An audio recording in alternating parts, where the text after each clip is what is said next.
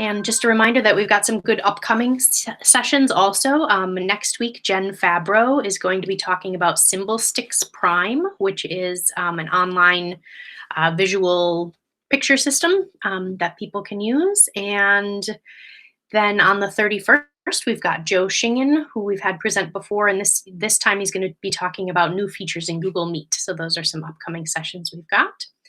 We're doing office hours to make sure that we're sharing these great resources we have around the region, especially during these times when things look a little different during COVID. So Krista presenting about some of those differences today. Anytime we talk about assistive technology, we think within the set framework, and that's the student, the environments, the tasks, and then of course the tools, and always lending a lens of equity to make sure that every student gets exactly what it is that they need individually. We'll have some great sharing by Krista, our guest today, and then we'll make sure we have some time for questions and answers. I'll do a quick wrap up if we've got time at the end. So rather than taking up any more time, I'm going to pass it over to Krista Sivertson, who will do an introduction for you, and I'll stop screen sharing here, Krista. All right. Well, I am Krista Sivertson, and I am the autism specialist for the Duluth Edison Charter Schools. And I'm going to quickly share my window here. So I have been doing the autism assessments for our district, or the autism portion of our special education assessments, for many years now. And as we went into this distance learning mode, I was really challenged with how are we going to go about doing this. And last spring, we kind of just put a lot of things off, hoping that we would be back in the building again and be able to do things just kind of back to normal. But as we know, even though some schools did end up going back, not all students did. We were in hybrid, we were wearing masks and face shields and all kinds of things. So it just made a really big difference in what our assessments look like. So I started doing research in the spring about what the best options would be for continuing ASD assessment. And this is kind of what I've come up with and what I've been doing for the last several months. I've used these two documents to guide most of my decision making. There's the top one comes from the Minnesota Low Incidence Project, and then the bottom one links to the Minnesota School Psychologists Association. So both of these have really helped me to determine what's going to work best for me and for my district for ASD testing. So I thought I'd kind of give you an overview of where I started with my assessments, or at least my part of the assessments. We have a whole team of people doing all kinds of other things, speech language and OT, and psychologists doing intellectual assessments and things like that. But this is the piece that I typically do on our assessments. And in the before times, before we had COVID and masks and all that, I was doing the developmental history, the ATOH, CARS, usually an autism checklist, and lately I've been using the ASRS the most, classroom observations or observations around the school setting, and then record review. And my record review usually also encompasses the teacher interview portion, which comes from all of the information we gather in our pre-referral process. I have a teacher pre-referral checklist that I've been using for the last several years that I've linked here, and then also just our referral interviews that we do with the teachers, just gathering information before we go ahead with an eval. So differences now, I'm continuing to do a developmental history. I've subbed in the BOSA, which we'll talk about today, for the ADOS. I am no longer doing the ASRS, and instead I am using the CARS-2 QPC, the questionnaire for parents and caregivers, and I'm doing some different things with my observations. So that's what we're going to talk about today. So based on the documents that I shared with you earlier, there's some best practices that are suggested. And they started out by talking about standardized assessment tools and just reminding us that within ASD assessment, IQ testing is not required, but to definitely consult with your school psychologist about whether or not that's something that you want to do, depending on the individual needs of that particular student. We have still had our school psychologists doing IQ testing remotely whenever it's needed, but there have been some times when we felt that it wasn't necessary. The ATOH is also not required to do an ASD evaluation. And it's important to know that it cannot be scored if you're wearing a mask. So you could still do it with masks and social distancing, but you can't use the scores, and that's coming straight from the publisher.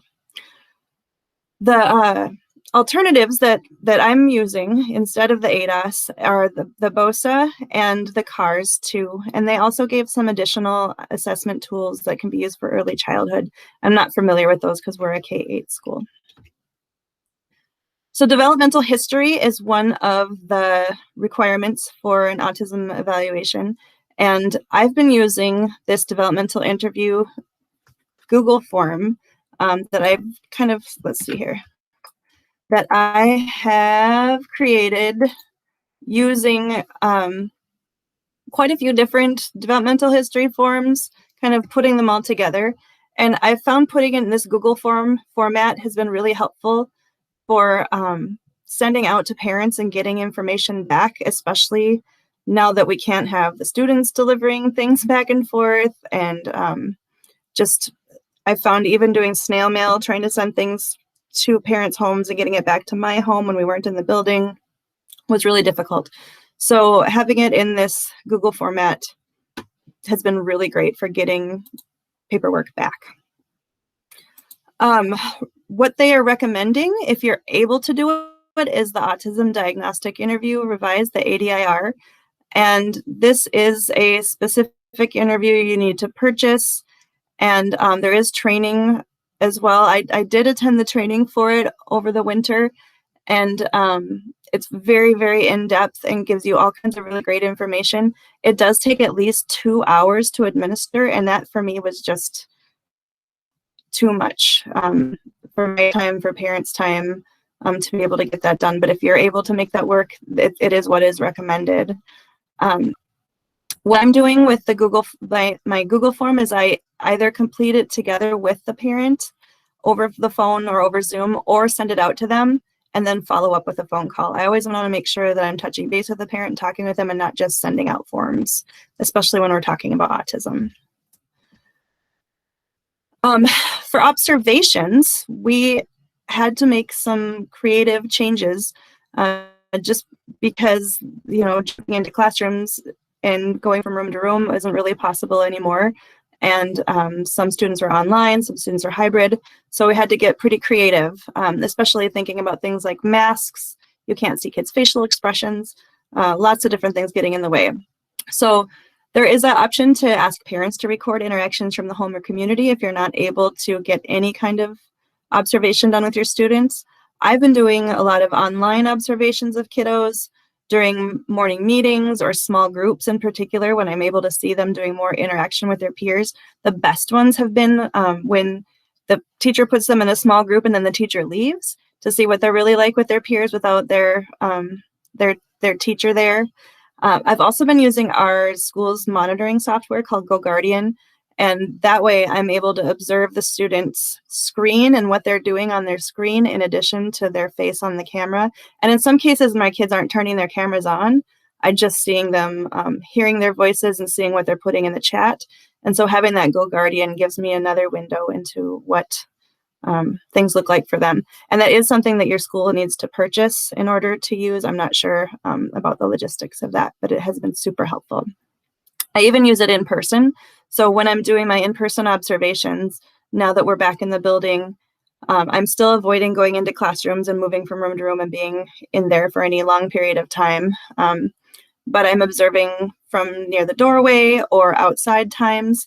And when I'm observing from the doorway, if they're on their computer, I can pull up Goguardian, right on my phone or on my Chromebook, and I can see what their screen looks like even from across the room. So that's a tool I'm going to continue using even after all of this is done.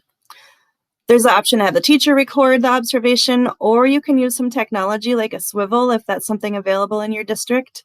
They are super cool, very expensive cameras that can follow voices and do all kinds of cool stuff. But just know that that's potentially an option and something that was suggested that you could use. Also, something to know about observations is the BOSA can be used as one of your required observations. So in autism, we need to have 2 observations in 2 different settings on 2 different days. And if you're struggling to get your student online, or you've only been able to observe them once, know that the BOSA is considered a structured observation. So if you're doing that, you could use that as one of those observations.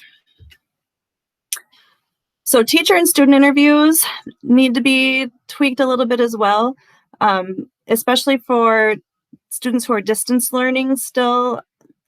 Asking the teacher how they've gotten to know the student personally, adding those questions in is really important, because if they've just seen that student for a 20-minute, direct teaching time 3 times a week doing math, there's probably not a lot of chance to really get to know the students the way that teachers normally do.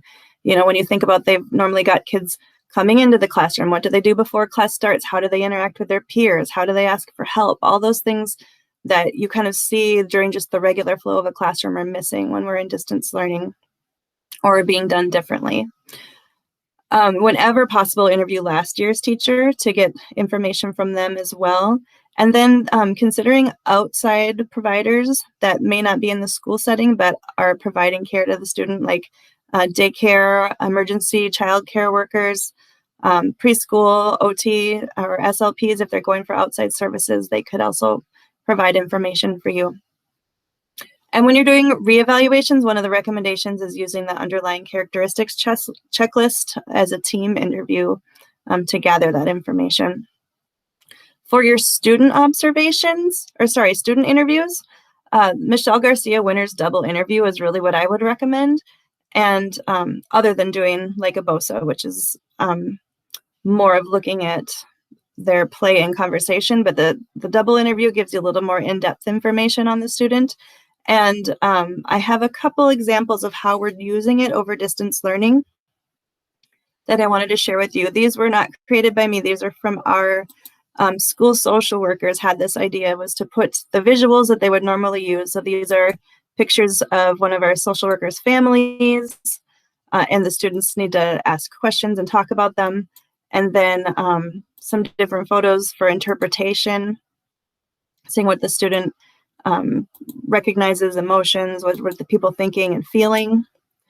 And then they've also used Jamboard for the story sequencing piece of the social thinking dynamic assessment, so that the student would be able to interactively take the pictures that need to be sequenced and move them around the way that they normally would on the desk in front of you with picture cards. But since we're digital, this kind of removes that need to be together to do this part of the activity. There are a few activities from the entire social thinking dynamic assessment that aren't able to be done because of COVID and all of that, but you can still do parts of them. All right, so parent and teacher rating scales. This is one thing that kind of surprised me, and I hadn't really thought about, but the validity of our rating scales is really impacted both by how the teachers are observing the students, so that they're not actually observing them in the classroom anymore. They were observing them online for a good portion of the year, and also the time that the teacher has to observe the students. So even if your students were in school, if they were in a hybrid model and coming to school 2 days a week, if your manual said that the teacher needed to know the student for at least 4 weeks before school started, we need to do the math and figure out, well, what's actually 4 weeks? That's 20 school days. And if they're only coming 2 days a week, they actually need to be in school for 10 weeks before the teacher can fill that out, if I'm doing my math right. So, so noting that length of time that the teacher needs to get to know the student is really important. Also, making sure that we interpret these with caution and rely more heavily on the interviews and the parent information that we're getting than the checklists. And if we have a checklist that says a student has autism, but everything else is pointing in a different direction, don't rely on that checklist. You've got to have other data supporting it. And that's always the case. We always want to have our data supporting everything, but in this case, it's even more important to consider that. Something I was surprised to learn was that our parents could fill out the teacher version of a checklist as long as there's another adult in the home that can complete the parent rating, if they're the parent who's overseeing academics. And this is something that's done frequently for homeschooling situations, and that's not something I've come across before, so I thought that was interesting. For me, I'm using the CARS 2 as a summary rating and using the questionnaire for parents and caregivers that's included in that as my kind of parent. It's not really a parent rating scale, it's more of a information gathering checklist. And then also the teachers do that pre-referral checklist I referred to before. So, all right, we're good on time. I wanted to get through that so we could talk about the BOSA a little bit more. So the BOSA is the Brief Observation of Symptoms of Autism, and this was developed by Dr. Catherine Lord, who is one of the co-developers of the ATOH, and the UCLA CART, the Center for Autism Research and Treatment. And I've linked here the BOSA training website, and the training is free for the BOSA. There's frequently asked questions as well, and then a link to their permission use agreement, and that link is how you get to all the BOSA materials. Now, when you fill that out, you have to agree that, or what you're saying is that you have viewed the BOSA training that I've linked above. You must already be ATOH 2 trained because you'll be using the ATOH 2 scoring to do the BOSA, and make sure that you're doing your scoring with actual ATOH 2 protocol booklet. So this isn't like a free way to get to do the ATOH. You still need to, use all the WPS's publishing stuff. So what the BOSA is a 15 to 20 minute observation of the student and someone who's able to interact with them without wearing a mask. So usually a parent or someone else who lives in the home. And the activities that they do are adapted from the ATOH and the BOSC. What I do on my end is I observe and kind of guide the interaction. And I've done it several different ways. We've done it at school. We actually have a room with a two-way mirror, and I had a baby monitor so I could talk to them on the other side. We've done it at school where the parent and student are in one room and I'm in another room somewhere else when we couldn't use that mirror. And we were just interacting over Zoom that way. We've done it also remotely where I drop off the materials at their home. This is the one I've actually done the most. I bring the materials to their home and we all Zoom together at a certain time that we've set up and do the activities that way over Zoom. You can, if you have a large enough space, use like a classroom and do this social distance. So you could be across the room, the parents and the child are on the other side, interacting together. So it's semi-structured activities similar to the ATOH, and there is a scoring system. They've changed it to just a 0 or a 1 instead of the 0, 1, 2, 3 like the ATOH is. And right now there aren't any cutoffs available, so you don't get like a final score at the end. It's really more of a, did you see the behavior or not, or did you see the indicator or not? This is just what this is considered is a standardized observation, and you need to use your own judgment to interpret it. It is recommended that we supplement it with the ADIR, a developmental history and medical background, and then obviously all of the other pieces of assessments that we do in school. So there are 4 different versions of the BOSA. When you do that permission use agreement, they send you all the written materials that you need. So you'll get this handy dandy, you can print it out yourself and put it in a binder, BOSA manual, which comes with all the directions for each of the different versions. And then it gives you a list of the materials that you need. So the materials are a combination of things that come from the ATOH kits that you hopefully already have, and then some additional pieces that you need to purchase. And they list out for you what it is that you need to purchase. The main difference between the different versions are what age group they're appropriate for, and the student's communication abilities. Also, the kind of the PSYF, the phrase speech verbally fluent, and the F1 are pretty similar age ranges of students, but the PSYF is more free play based, and the F1 is more game and conversation based.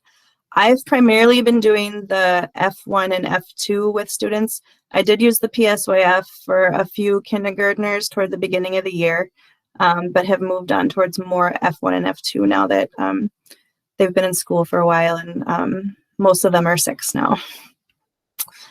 All right, so we are going to take a look quickly at kind of what the directions look like that we provide to the parents. So you can see, let's see what that looks like. I'll blow this up a little bit. So I am, most of the time, I'm right there with the parent and able to guide them through this, but I also give the instructions to them. I have had a couple of families that are not able to coordinate a time with me, and I've provided them a video camera, and they have gone ahead and done this on their own. So it's just very short time. They start out by, for this is the F1 version, playing a little basketball game together, and then they move on, and this just kind of to warm up and get them going.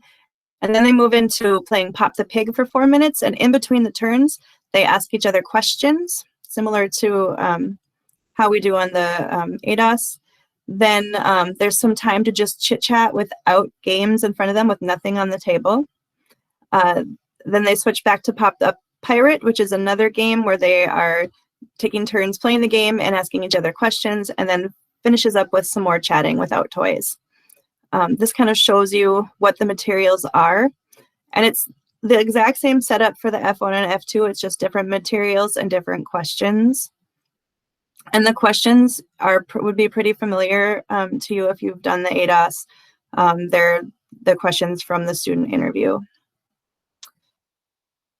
So that's what that piece looks like. And I think Julie is going to play just the beginning of one of the videos. There's video examples of each of the different BOSA versions that you can send to parents to show them ahead of time so that they have an idea of what this will look like.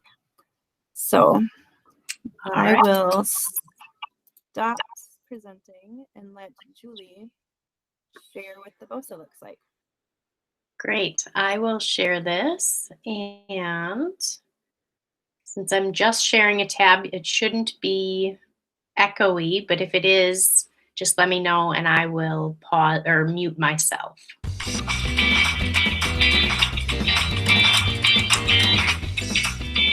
In this video, we will explain how to conduct the BOSA F1. A little echoey, Julie. First, let's set up the room. Sit at a table across from the participant with the games between you.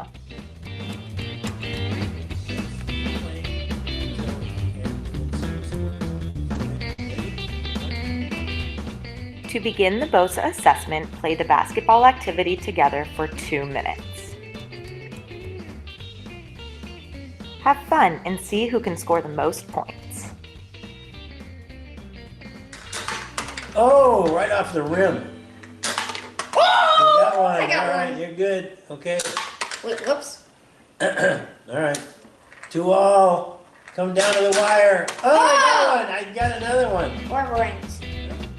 Put away the basketball activity and move on to Pop the Pig for the next 4 minutes. Make sure to have control of all the hamburgers while you play. And take turns picking which color to feed the pig. Here. Okay, pick one. I got 4. Okay. I put it Put in. it in there, and then you smash it 4 times. Okay, that was a smash. Okay. After each time a player feeds the pig, you should read a question card. The child should answer the question first, and then you should give an answer as well. Oh, makes you happy? Bike riding. Bike riding. Pick someone in your family. What makes them happy? Pink makes my sister happy. Exactly. Okay, so now I have to do the same thing, okay? Okay. So what makes me happy? When my grandkids are happy. Pick someone in your family. My daughter. What makes them happy? Actually, when she's exercising and getting fit. Right? Exactly. It's your turn. Okay. After 4 minutes has gone by, clean up Pop the pig and try to engage in a natural conversation for the next 2 minutes. Try not to ask more than 5 direct questions. Use open-ended comments instead. So hard for parents. And there would be a pool on the top. And then there would be a barrel. Wait, what's a barrel again? Well, barrel, like a big, round. I mean a big box filled with gold and money. Okay, a barrel of gold. Yeah, that'd be good. And there would be a secret key that would be behind a portrait. Ah, well, it's sort of mysterious house, too. Yeah, and we would own a zoo. Next, it's time to play Pop-Up Pirate for 4 minutes. All right, so next they play a game, ask more questions, and have another chit-chat time. So I'm going to switch back to presenting.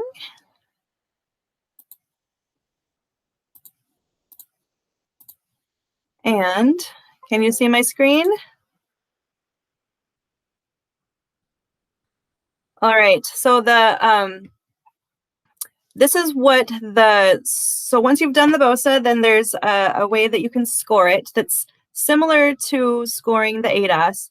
On the far right-hand side here is kind of a teeny tiny version of what the scoring sheet looks like. It is copyrighted, so I wanted to just kind of blow it up a little bit in one section so you could see what it looks like.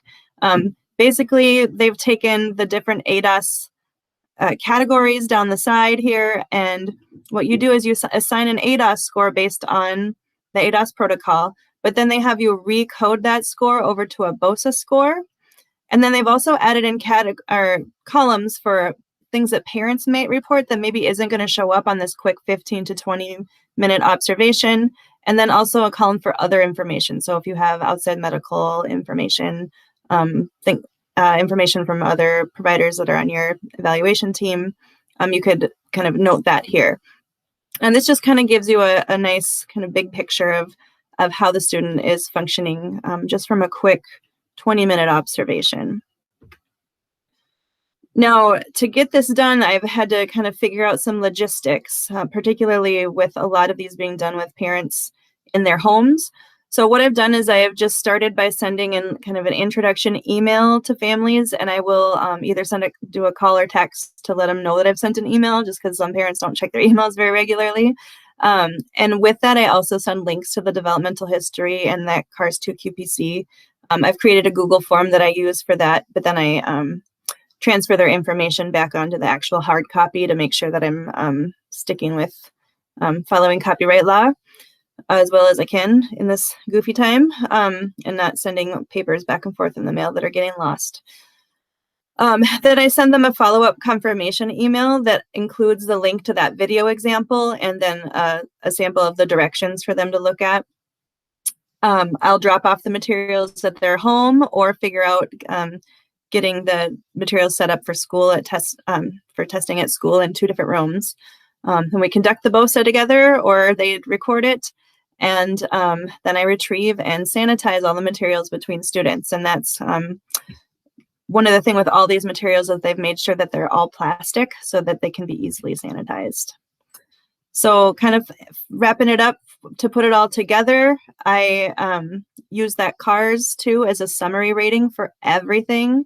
And when we're looking at kids who are getting and need to meet initial criteria, I've been using, I created this criteria grid. I was inspired by the way that the BOSA laid out that ATOH criteria, but it really focuses on the DSM-5. And what I did is I took the Minnesota criteria and did the same kind of thing where I just made more of I just check the boxes where I take a look at, did we see these things on the BOSA? Has this been reported by the parent, staff report, observations, or other? And I've added in drop downs with some of the others that came from one of our manuals from long ago for ASD testing. So this has been super helpful for me to kind of put together all that information, because you get a little here and a little there to kind of get that big picture of whether or not it's really a qualitative impairment for the student and something that's seen across settings. For reevals, again, using that UCC checklist, and also just knowing that if you have good data from the progress on IEP goals and objectives, you can select no additional data needed for some students. So that is an option as well for those reevals. I know I've gone through all of this super quickly, but I did want to make sure you know that I've created a Google folder with all the resources that I'm able to share from this presentation. And you will have a link to that here, and Julie Ray will also be sending that out to you. So that's it for ASD assessment. Anybody have any questions or anything you're wondering about? I know I went through a lot really quickly. Yeah, thank you, Krista, for sharing all that great content. I mean, it's amazing to see the differences in before times, as you called it, and during COVID. So it's so interesting to see those differences. I thank you to everyone who joined us. I know we're a little bit over time, so I want to just make sure that we will hang around, though, and answer some questions if you have any of them. So feel free to unmute your microphone and or type something in the chat window if you've got any questions.